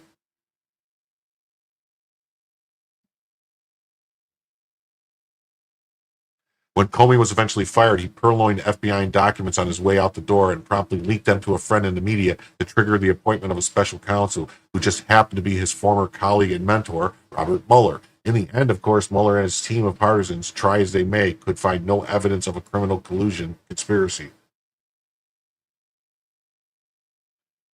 Those of us who fairly and honestly covered the faux scandal knew it all along. In my 2018 book titled The Russia Hoax, I wrote a page 1 on there was not a whiff of credible evidence to just legally justify the probe initiated by Comey. I described it as a clever feint for a covert criminal investigation in search of a crime, reversing and bastardizing the legal process. I laid out the facts, which still hold true today.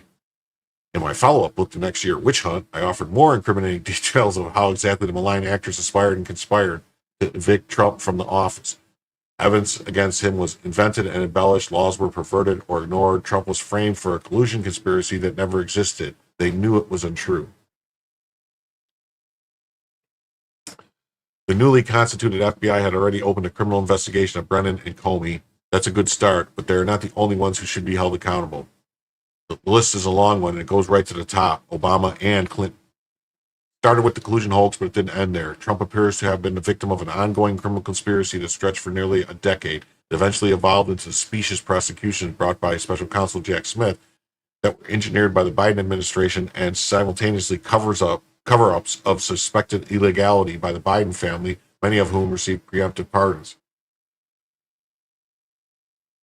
On that basis, the FBI is reportedly examining the possibility of bringing a grand conspiracy case that would encompass many of the above-noted acts that were intended to unduly influence 3 presidential elections, 2016, 2020, and 2024.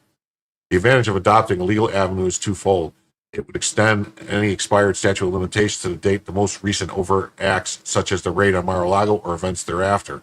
Second, it would allow any prosecution to be brought in a venue other than Washington, D.C., where the endemic bias of jurors make it nearly impossible to gain convictions. Meanwhile, there's still more damning evidence that must be declassified. Some of it is sealed for nearly a decade and buried in the bowels of FBI and some other intelligence agencies. But even without it, there's little doubt that top officials at the FBI, CIA, Department of Justice, and White House abused their authority for political purposes, armed with immense power and often lurking in the shadows. They were capable of uncommon corruption.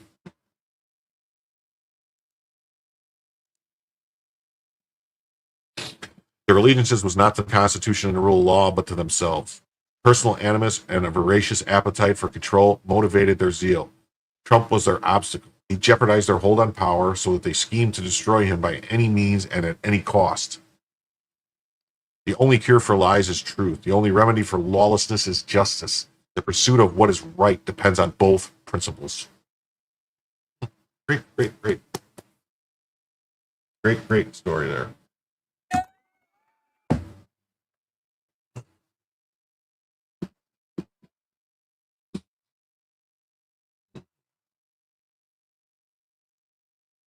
Emails declassified this week by DNI Gabbard were extremely revealing if analyzed the threads along with the timestamps. The ODNI scuttled the intelligence briefing to preserve the Russia collusion hoax. DNI pulled the brief to preserve Russia collusion hoax.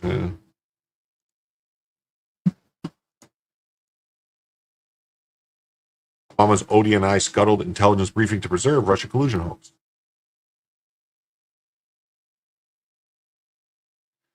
Thanks to Director Gabbard, we know more about the depth of the conspiracy. Internal emails released on Friday by Director of National Intelligence Tulsi Gabbard reveal that after former President Barack Obama ordered an intelligence assessment of the Russian election influence, a top official in the Office of the Director of National Intelligence scuttled the release of an already completed intelligence report that concluded Trump had not hacked the 2016 presidential election.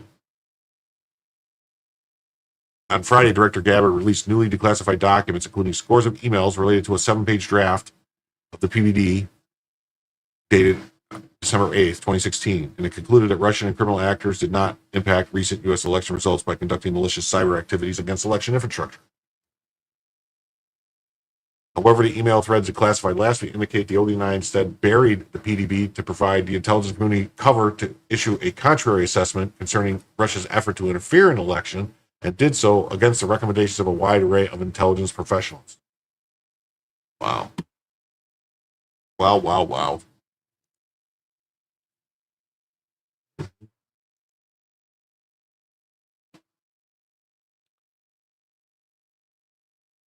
It says specifically on Thursday, December 8th, the Deputy National Intelligence Officer for Cyber Issues responded to an earlier email concerning the publication of the PDB. The room's thoughts were that it was worth going ahead with the PDB if possible now to provide our current understanding of what happened during the election. That worst case, ICA has some language and an associated briefer note explaining any changes between products. So according to a high-level ODNI intelligence officer, representatives from the East Europe Asia Mission Center and all these other agencies believe the PDB should go forward to provide our current understanding of what happened during the election.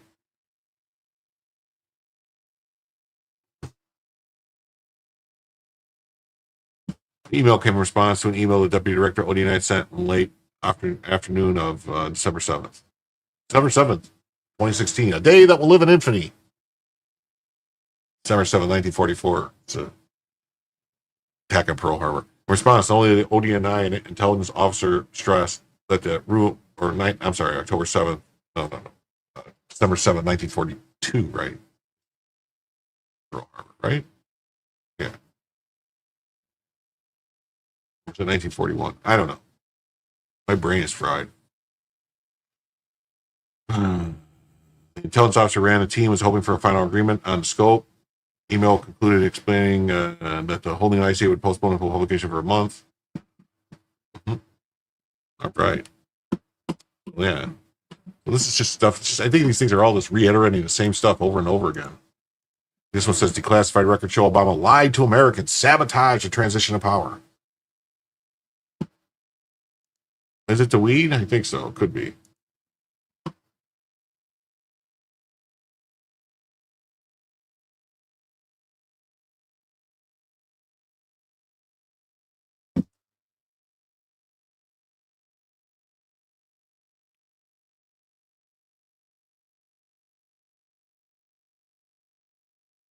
Oh, thanks, Jewel. Thanks for a great show as always, Jim tells you. It's time for me to head to bed. You guys have an amazing night. Hit the like button and donate to the goal for a longer show. Much love, y'all. Thank you. Thanks, Jules. Thanks for being here. See you tomorrow. I'm no Dayquil, Steve. No Dayquil. No Dayquil today. Just moving along. Mm-hmm.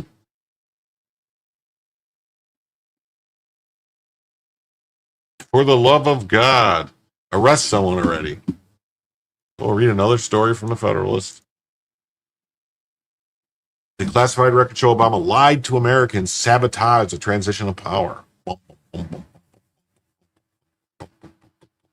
Yep, see these two people? Bunch of liars. Director of National Intelligence Tulsi Gabbard released 114 pages of newly declassified Obama administration records Friday. President Obama was among the U.S. leaders directing intelligence agencies to lie about Russians tipping the 2016 election to Donald Trump, reaffirm newly declassified U.S. intelligence directors. Wow. So the new records reaffirmed that it was Obama. The Obama administration's use of the U.S. intelligence to back false claims about Trump and Russia sabotaged a peaceful transition of power necessary for democratic self-government.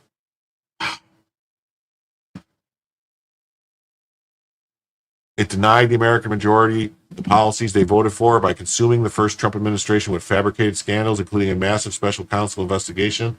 It's also wasted hundreds of millions of taxpayer dollars and damaged U.S. foreign policy, likely feeding the still raging Russian-Ukraine war. Wow, I wonder if that has anything to do with it. An unclassified memo to Director of National Intelligence Tulsi Gabbard, a former Democrat member of Congress, was released Friday. It quotes newly declassified federal records that demonstrates U.S. intelligence agencies in 2016 believe Russia could not manipulate vote counts in favor of Trump or any other candidate, because they couldn't do it. It also reproduces formerly classified documents showing that Obama and his top intelligence officials, including the National Director of National Intelligence James Clapper, CIA Director John Brennan, and FBI Director James Comey, tossed aside such evidence to rush out a doctored intelligence assessment. That assessment falsely claimed the opposite. Under the U.S. intelligence branding, the assessment relied on fabricated information funded by a Hillary Clinton campaign. The falsely claimed trust was a Russian stooge. New York Times has run articles just in the last few months still promoting the conclusions of the Doctor 2016 Intelligence Community Assessment, or ICA. Rasmussen poll conducted just 2 weeks ago found 60% of Democrat voters and 45% of moderates still believe the Trump campaign colluded with Russian governments to win the 2016 election. That's nuts. 57% of those polled agreed officials who manipulated evidence to get Trump should be prosecuted. Why wouldn't it be 100%? It should be 100%. Obama called for packaging smears as an intelligence assessment. Numerous email communications contained in the 114-page accompanying packet of declassified records also released Friday confirmed that it was Obama. It was Obama who directed the rushed creation of the ICA outside normal protocols that lied to the American people about Russian interference in U.S. elections and smeared Trump as a treasonous colluder with Russia. That's horrible. December 7, 2016, Department of Homeland Security email to the CIA and ODNI and DHS wrote of discussing a intelligence community product in response to POTUS, and it would mirror an intelligence assessment produced in September. The September assessment said Russia couldn't change U.S. vote totals. Later emails agreed the CIA, led by Brennan, would lead the construction of the Obama-requested ICA. There's the emails. Yeah, in response to POTUS. There it is right there. So in response to POTUS, they're going to do it. A December 9th email from the Director of National Intelligence tells 13 other ODNI and one CIA recipient that it's prepared to produce an assessment per the President's request that pulls together the information we have on the tools Moscow used and the actions it took to influence the 2016 election. But I thought they didn't. Wow.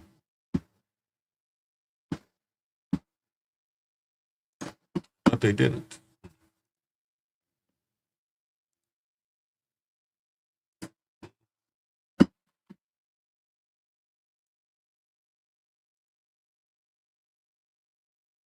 I do not love DEI.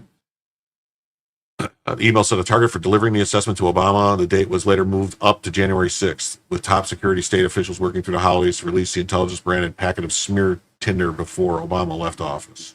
Yeah. December 16, 2016, ODNI email about Democrat disinformation riddled. ICA tells other ODNI recipients the only real direction we got was one. POTUS wants a comprehensive assessment, drawing from all available sources, and it has to be before the end of his administration. Wow, that's nuts. That's nuts. Nuts. We got more. It's declassified stroke text. FBI spied on Fox News, recorded phone call between Fox Vice President and Papadopoulos. Wow. Are they going to arrest people or what?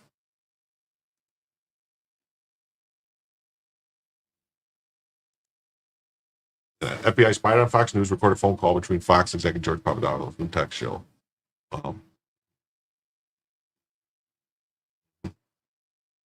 It's crazy. FBI surveilled and recorded a phone call between former Trump campaign foreign policy advisor George Papadopoulos and unnamed vice president at Fox News.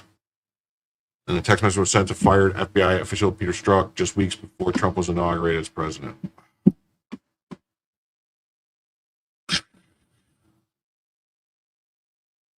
And while they were doing all this, they also failed to do their job correctly with the Clinton thing. They brushed that under the table because the FBI failed to probe key thumb drives in the Clinton email probe, DOJ watchdog files.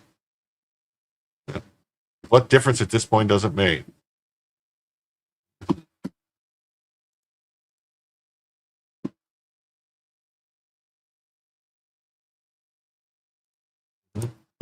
The DOJ has declassified new key documents detailing how Comey, FBI, and Peter Strzok ignored a major national security breach by Hillary Clinton. They should have thoroughly investigated as part of a counterintelligence case, but they went after Donald Trump instead. Right. They went after Trump instead.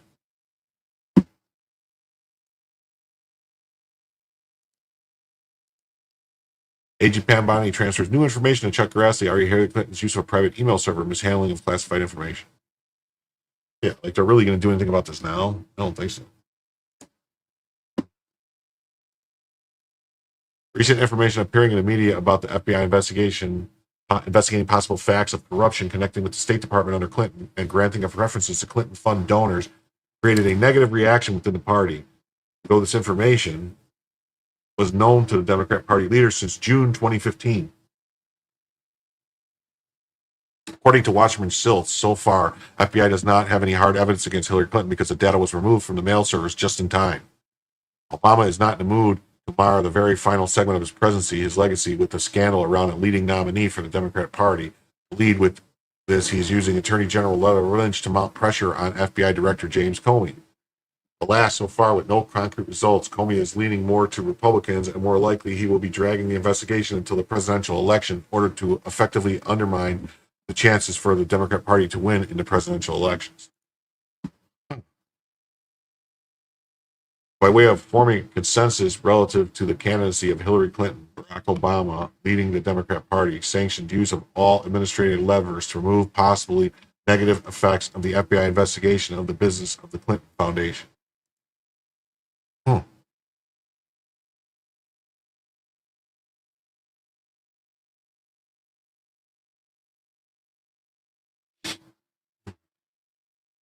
Email correspondence with the State Department, new Grassley memo. These are extracts from Russian intelligence documents. FBI decided the document was not credible as opposed to information in the Steele dossier, which was apparently good enough to put in the FISA request to leak to the press. Yeah, the Obama cabal signal chats would have been a lot of fun to read right now. Yes, they would. Sure would have.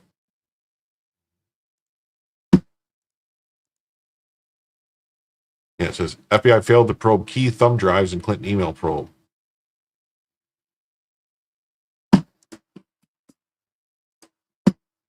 The FBI barely glanced at potentially crucial evidence in its investigation of Hillary Clinton's use of a private email server while Secretary of State, according to a portion of a watchdog's report made public Monday. Wow. Wow, wow, wow, wow, wow. Wow. Wow. A confidential source gave thumb drives to the FBI that contained State Department data acquired via cyber intrusions, including emails from President Barack Obama and others, according to a declassified appendix to a June 2018 Justice Department Inspector General report. But the feds declined to comprehensively analyze those drives due to concerns about individual data caught up in the hack.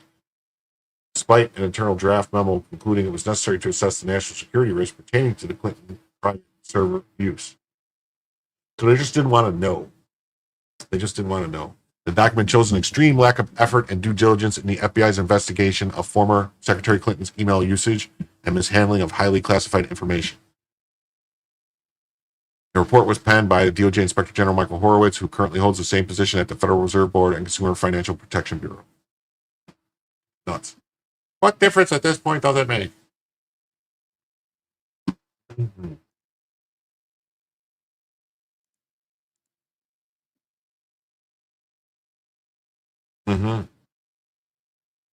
Department of Justice honors Senate judiciary request for information related to the Clinton email investigation. That was published today. See? Attorney General Bonner released the following statement regarding the Senate Judiciary Committee Chairman Chuck Grassley's request for information related to the FBI's handling of the investigation into Hillary Clinton's email server. Today, the department honored his request and released the information. James Comey failed to investigate Hillary Clinton's mishandling of highly classified information during her tenure as Secretary of State. I commend Chuck Grassley for his unwavering, years-long commitment to exposing the truth. The Department of Justice is fully committed to transparency and will continue to support good faith efforts in Congress to ensure accountability across the federal government. That's crazy.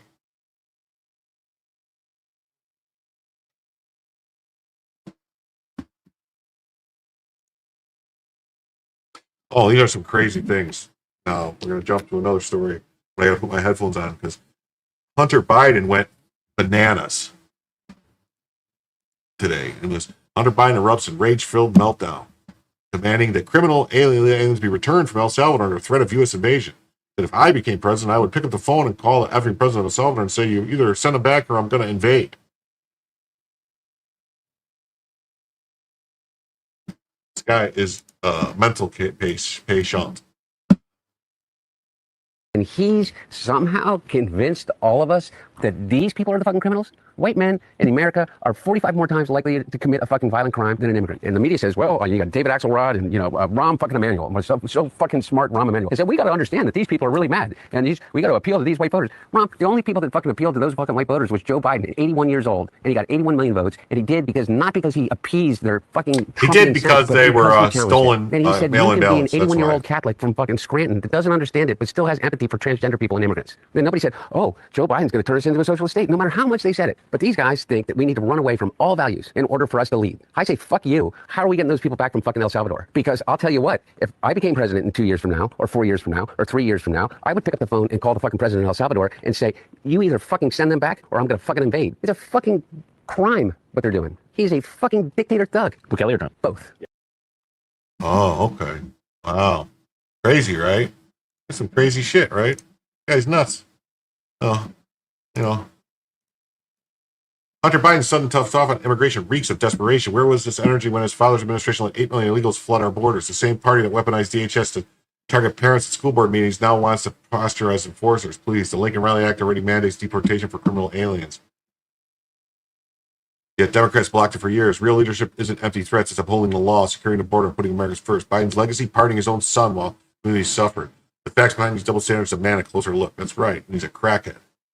And then he says, no, fuck you, Hunter. Unlike your silver spoon ass, I know how to toll that our labor for meager pay bills on people. I also know who works construction, and they talk about how messed up their backs are, so much so it gets out of bed. My great-grandma, who became a U.S. citizen, works as a janitor in a hospital for most of her life, never smoked, but still died from lung cancer. Sure, who cares? There's always someone else from a third world people can import and take advantage of so you can live your cracked-out life. You don't have concern for the conditions they are in while they serve you. You only care about them if they're taken away from you. It says, Hunter Biden goes on profanity and lays rants about illegals being deported. People are really upset about illegal immigration. Fuck you. How will you think your hotel rooms get clean? Do you think you have food on your fucking table? Let's see.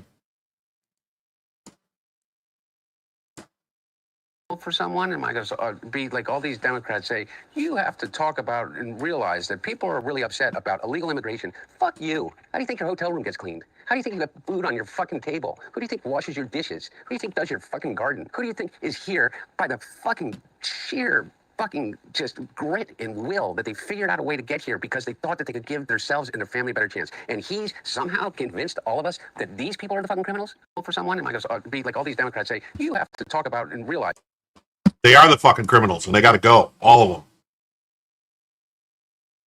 Yeah.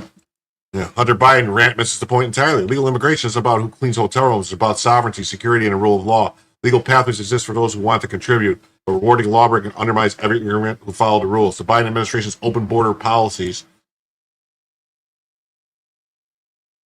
Yeah, it would be better if they did that.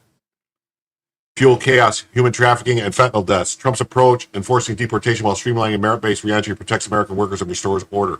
No one disputes the value of labor, but exploiting illegal workers drives down wages and enriches cartels. Prioritize legal immigration, secure the border, and end lawlessness. That's right. Fuck that guy. Hunter Biden just went off on the Democrat Party. Fuck him and everybody around him. George Clooney's not a fucking actor. He's a brand. James Carville hasn't won a race in 40 years. David Axelrod had one success in his life. Positive America. Yeah, let's read this. Okay. Jake Tapper, whatever. Okay, let's hear this. This is going to be funny. This guy's all cracked out.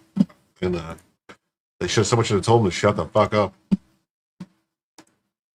Opinions, but fuck him and everybody around him. I don't have to be fucking nice. Number one, I agree with Quentin Tarantino. Fucking George Clooney is not a fucking actor. He is a fucking, I don't know what he is. He's a brand. And by the way, and God bless him. You know what? He supposedly treats his friends really well. You know what I mean? Buys them things. And he's got a really great place in Lake Como. And he's great friends with Barack Obama. Fuck you. What do you have to do with fucking anything? Why do I have to fucking listen to you? What right do you have to step on a man who's given 52 years of his fucking life to the service of this country and decide that you, George Clooney, are going to take out basically a full-page ad in the fucking New York Times to me and James Carville, who hasn't won a race in 40 fucking years, and David Axelrod, who had one success in his political life, and that was Barack Obama, and that was because of Barack Obama, not because of fucking David Axelrod and David Plouffe and all of these guys and the Pod Save America guys who were junior fucking speechwriters in on Barack Obama's Senate staff who've been dining out on the relationship with him for years, making millions of dollars. The Anita Dunns of the world, who's made $40-50 million off the Democratic Party, they're all going to insert their judgment over a man who has figured out, unlike anybody else, how to get elected to the United States Senate over 7 times.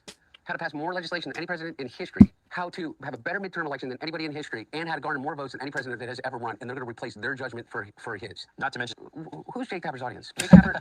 My mom or something? I don't know. Well, I don't know. Yeah. For real, though. I don't even think it's your mom anymore. No. By the numbers. What influence does Jake Tapper have over anything? He has the smallest audience on cable news. And beyond that, I think that the book is right now on Amazon that he put out. I mean, his ratings just went to shit after he put the book out. You know, they did a 2-week infomercial for it. I mean, it was such a money grab, such a disservice to everybody that he serves with. The Wow. It's crazy, right? Yeah, Hunter Biden's attempting to burn down practically everybody in the Democratic Party. I think it's the same. I think it's the same one I just watched. Hold on. Yeah, that's the same one I just watched. Fucking George Clooney is not a fucking actor. He is a fucking It's better speed it up. Okay. Yeah, Hunter Biden says, pick up the phone and call the president of El Salvador and say you're either send him back or I'm going to invade. So he's going to invade a country. Oh, screw him. Guy's nutbag. White men in America are 45 more times likely to commit a fucking violent crime. All right, he just said that white men in America are 45 more times to commit a violent crime. That is insane that he would say that. That is absolutely untrue. Absolutely untrue. Absolutely untrue. Someone needs to go get him. All right, we're going to jump to another story now about Salazar. This GOP Salazar lady, she needs to be primaried ASAP. You know, who's running against Salazar in a GOP primary? Since her primary focus is delivering peace to illegals, we suggest she go work for an NGO. That's right. Representative Salazar admits her dignity amnesty bill is only a foot in the door to let illegals get citizenship in the future. Yeah, this is what she says. Watch her.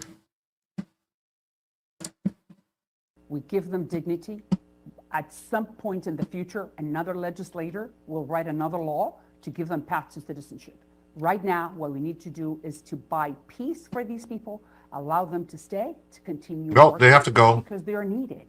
You see, it's what No, I'm trying we're to not. do They're is not bring needed. some We don't need any of them common here. sense, which is the least common of all senses. No, to we this don't need any illegals here. And I We know have that plenty of someone teenagers from that can do the Miami jobs the can do it illegals are easily doing. Because, you know, I was on Univision and I served that community for many years. Besides, now I'm representing some of their family members. It's No, easy. you're not The representing any economy needs illegals. them. They do not have a criminal record. They have No, not they all been have criminal deported. records. They're all They haven't criminals. They're been here for a long working time. illegally. That They means have they're roots in the criminals. country. Let them They're all stay. criminals. They have to Don't give go. them any Nope, type they of can't federal stay. They have to program. go. And allow them to pay taxes, help the Social Security Fund, Nope. and let them stay and contribute with the economy. Nope, they have With to no go. criminal They all record. leave. What is wrong with that? They all have to go. No, we don't need them. They all need to go. Salazar's dignity amnesty bill is a Trojan horse for mass citizenship, exactly the kind of DC bait and switch that betrays voters. Her focus on peace for illegals ignores the rule of law, prioritizing political theater over border security. While the GOP primary challenges haven't emerged yet, voters should demand candidates who enforce Trump's proven strategy, deport criminal aliens swiftly, secure the border with tech-driven solutions, and reject any pathway that rewards lawbreaking. Yeah. Okay. Well, maybe she is representing the illegals who voted for her illegally. Maybe.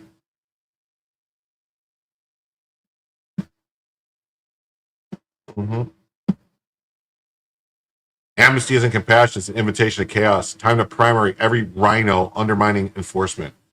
The facts behind Salazar's bill will destroy this country. Send her back, that's right.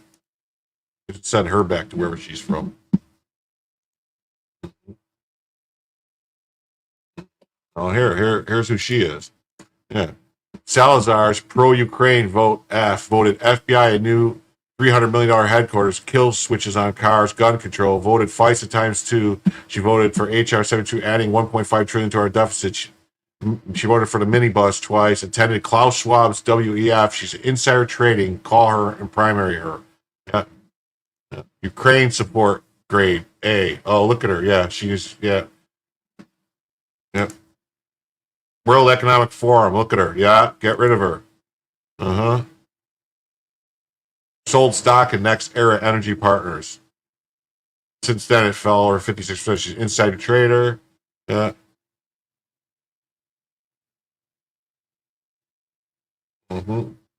She bought this and she's a crook. She's a crook. She's a crook.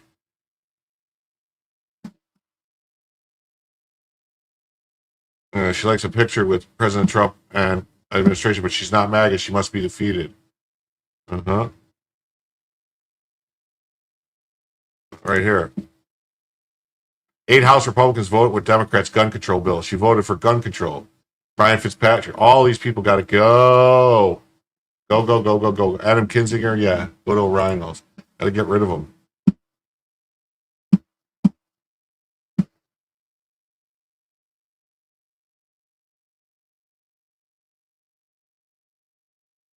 Well, she wouldn't vote for Mayorkas' high crimes and misdemeanors. She got to go. That's a good story I wanted to read. It says, Trump had just had the best first 6 months of any president in the last century. Were you paying attention? If not, here's what you missed.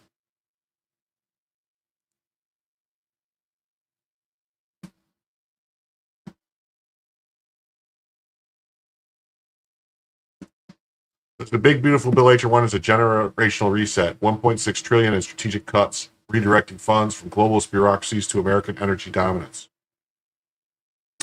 Border security and pro-growth tax policies, while CBO's static scoring fixates on deficits. The Trump Besant model prioritizes velocity, unleashing $300 billion in revenue surges via tax cuts, deregulation, and labor expansion.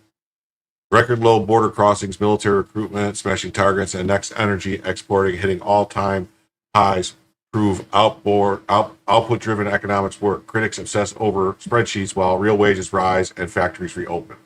That's cool. The establishment math can't calculate momentum. America's producing its way out of decline. Yep, that's right.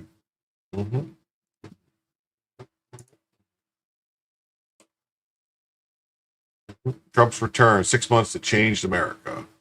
Trump's 6-month masterclass in presidential power. Hold on, I gotta look at something real quick.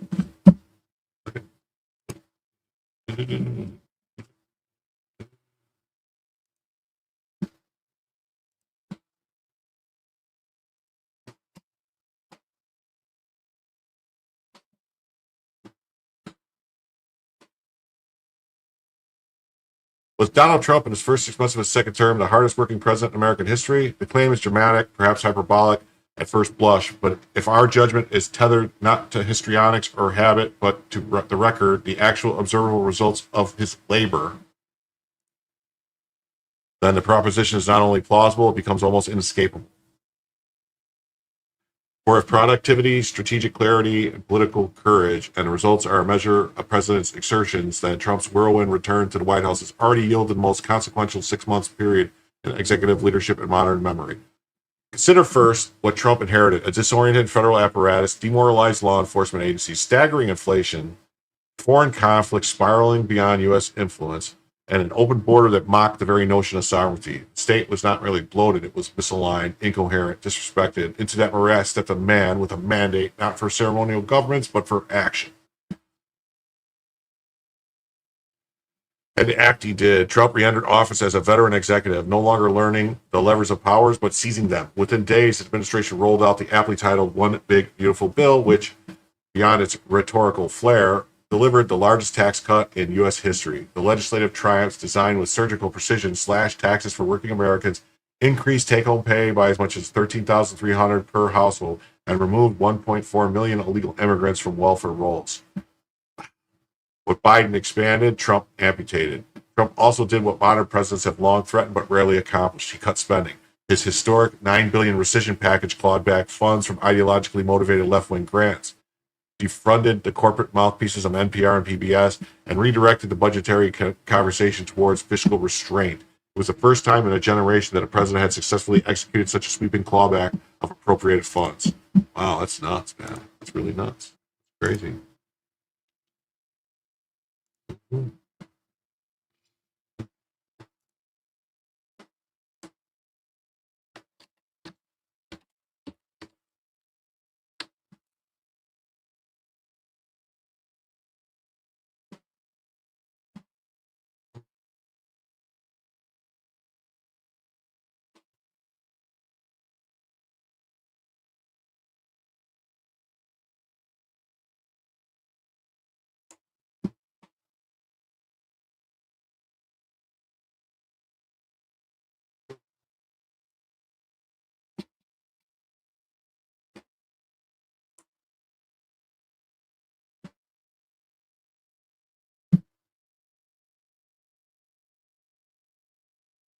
Within days, his administration rolled out, the legislation triumph signaled the surgical precision slap taxes.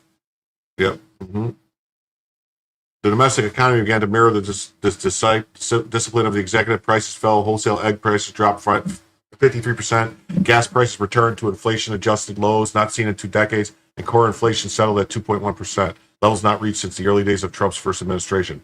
Monthly job growth and average above expectations, and for once, it was not foreign-born workers capturing the gains. Native-born Americans accounted for the entirety of the net increases. If Reagan's presidency was morning in America, Trump's is a working lunch. But the Trump agenda was not confined to economic repair. It was extended to the nation's soul. Our borders, our laws, our children, illegal border crossings hit an all-time low. 0 illegal immigrants were released into the U.S. on parole in June. In place of catch and release came enforcement and removal. More than 100,000 illegal alien criminals were arrested in 6 months, including 2,700 members of Tren de Agua gang, a transnational criminal enterprise that had metastasized during the prior administration. Nor was the change superficial. The self-deportation campaign, once mocked as naive, proved effective. Over 600 known or suspected terrorists were removed. Deportation flights reached record levels. What Biden refused to do in 4 years, Trump did in 4 months. His administration treated the border not as a compassion project, but as a constitutional imperative. Trump's reform instinct penetrated deeper still. He declared an energy emergency and unleashed a permitting blitz for domestic oil and gas production that dwarfed Biden's sluggish pace by 44%. This was not deregulation for its own sake, but energy as national strength. The result was swift. Stability in fuel prices, revived industrial employment, and confidence in America's energy sector. Abroad, he was no less divisive. In 6 months, He achieved what his predecessors could only theorize. He secured an agreement among NATO members to raise defense spending to 5% of GDP, an unthinkable concession just a year ago. He ended Iran's nuclear program. He mediated ceasefires between Israel and Iran and India and Pakistan. He brokered peace between Rwanda and Congo. He restored negotiations in Syria. He was nominated for 3 separate Nobel Peace Prizes, not for soaring rhetoric, but for doing the work.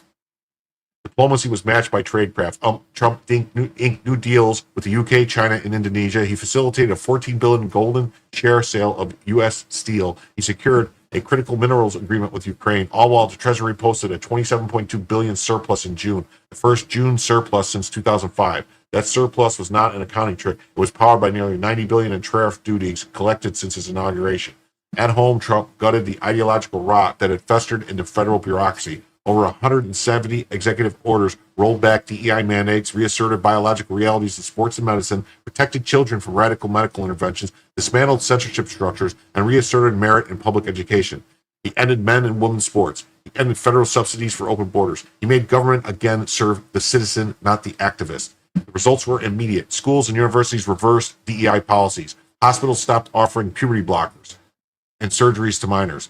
Law enforcement saw morale rebound, recruitment goals met, and murder rates plunged towards a record low. Trump restored not merely policy, but order. A critic might object, yes, the achievements are many, but are they sustainable? Is the momentum merely the rush of a returning president with scores to settle?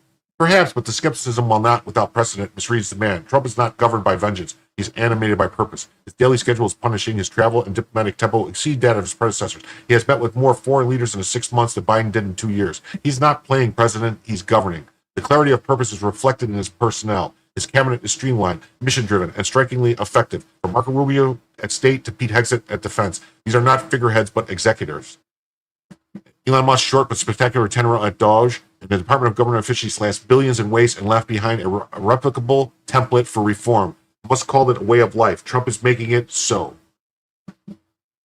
If one were to summarize the Trump restoration in philosophical terms, one might invoke Aristotle's distinction between motion and act. Past presidents were in motion, Trump is in act. Others convene, consult, or delay. Trump governs, he enacts, he orders. In doing so, he restores not only the authority of the executive branch, but the dignity of the office itself. It's not too early to write the full account of Trump's second presidency, but it's too early to say this. No president in living memory has accomplished more in his first 180 days. Not FDR, not Reagan, not even the first Trump term. Deny this is to deny not only the record, but reality. Yes, we know there are still a few swamp creatures lingering in the ranks of his White House team, but compared to the den of vipers that infested his first administration, this improvement is unmistakable and profound.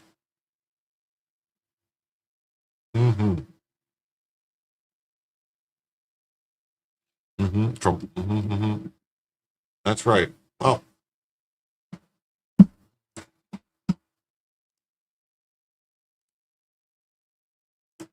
Well, I don't think we're going to make the goal tonight. So we are 8:28 away, so looks like it's about over. So I think it's just going to be a 2-hour show tonight. Yeah. It says Trump celebrates a 6-month mark in office, touts U.S. as the most respected country in the world. No.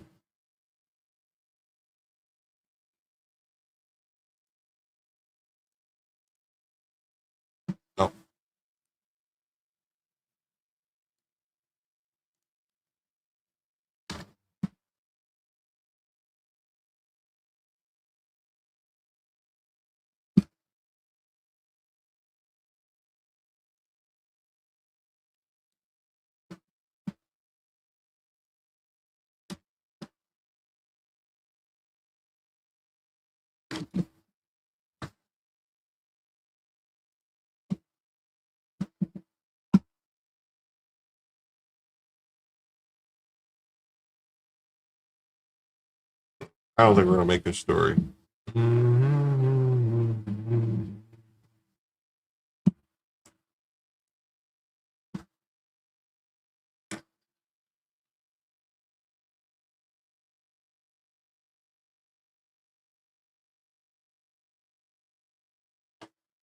Oh, well, we're not going to get the story.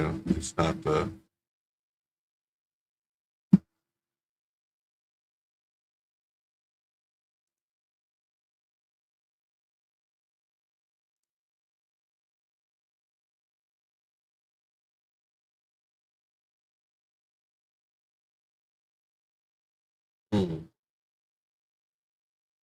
Oh well. We'll jump to this one real quick. Pete Buttigieg's Department of Transportation spent $80 billion on DEI grants. It delayed air traffic control upgrades, records industry insiders say. So, Joe's on tonight. He's running. I don't know. I thought he was going to go early tonight, so I went at 10, but he started at 10:15. So it is what it is. I'm going to be ending in a few minutes, so it doesn't matter.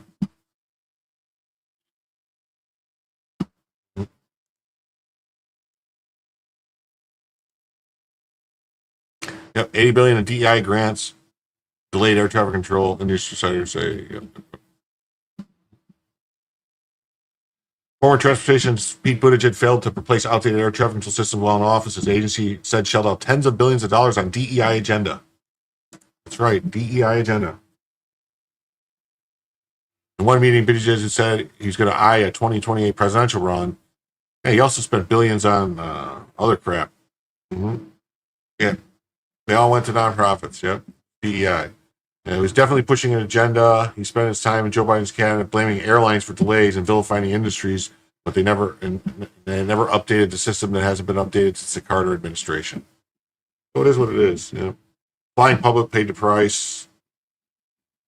Yeah. Biden's infrastructure law also provided $5 billion to improve air traffic facility towers. But Buttigieg chose not to pursue the traffic control modernization. He sucked. All right. Well, everybody, I think I'm going to end the show tonight. We did not make the goal.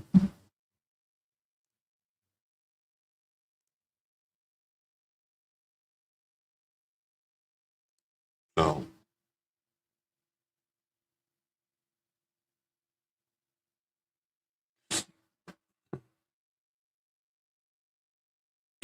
So I think that's going to be it for me.